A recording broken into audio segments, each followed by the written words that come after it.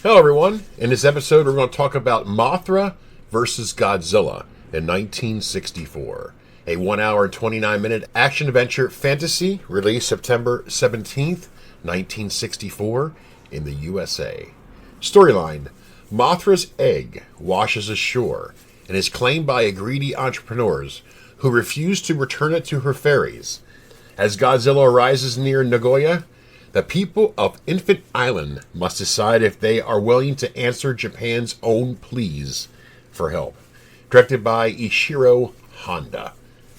Now, I am a big Mothra fan. I think you've heard me say that quite a few times. And I like Godzilla, too. After watching King Kong vs. Godzilla, I wanted to get back into the actual Godzilla movies. I'm not saying that the other one wasn't, but you know what I mean. So, movie starts off with a bunch of fishermen sees this egg floating in the water. It's a gigantic Easter egg, it looks like. And the entrepreneur who owns his fishing decided to take the egg for himself. I don't know what he plans on doing it, to get tourist traction, to make money, to look at the egg, not realizing that egg's going to hatch one day. So, a doctor and so forth tried to get them to convince the fairies come, and is trying to tell them to give the egg back, because if you're not giving the egg back, there's going to be problems. So, they go to the island, Infant Island, to meet the tribe and to try and convince them to help them against Godzilla, for Mothra to help them fight Godzilla. The people refused to help, and the fairies were there. So the fairies went to Mothra, took the three with them, and Mothra agreed to help fight Godzilla.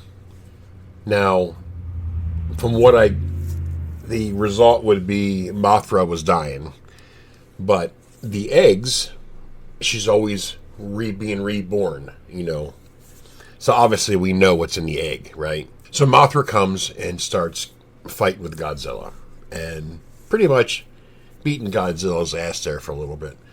But she worked herself so hard that she died. So Mothra was with her egg. Now the idea is to keep Godzilla away from the egg, of ruining it, before it gets hatched. So the armed military is, keeping them occupied by dropping bombs and shooting at them. And however, well, the egg does finally hatch, but not just one, but two larvas come out of that egg. So now you got those two larvas versus Godzilla. Mothra never came back as a moth in this movie. It was just a larva. So the larva was spraying their web, and basically the larvas kicked Godzilla's ass. And so Godzilla falls over the cliff, and that's how the movie ended. I'm on the routine where I'm doing each movie each year, and then until I get to the very end. I also have some more Japanese movies, monster movies I'm going to be reviewing as well. So yeah. So I just reviewed, Godzilla versus King Kong. And I did review the first Mothra in 1961. So I definitely wanted to see this. I don't know what it is. I just love Mothra.